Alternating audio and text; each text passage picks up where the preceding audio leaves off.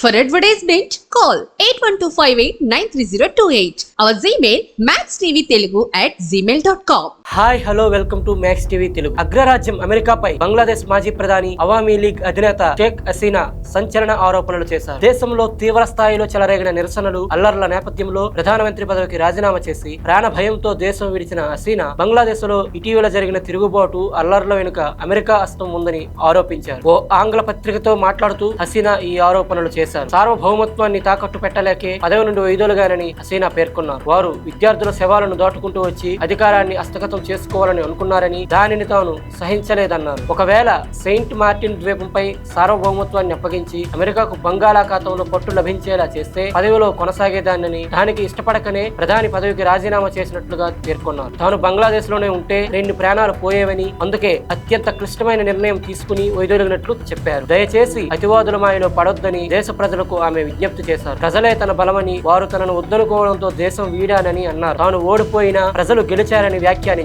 వారి కోసమే తమ కుటుంబం ప్రాణ త్యాగాలు చేసిందని అన్నారు. చాలా మంది అవామీ లీగ్ నాయకులు హత్యకు గురి కావడం ఆవేదన కలిగించిందన్నారు. తమ పార్టీ మరోసారి నిలదొక్కుంటుందన్న ఆశాభావాన్ని షేక్ హసీనా వ్యక్తం చేశారు.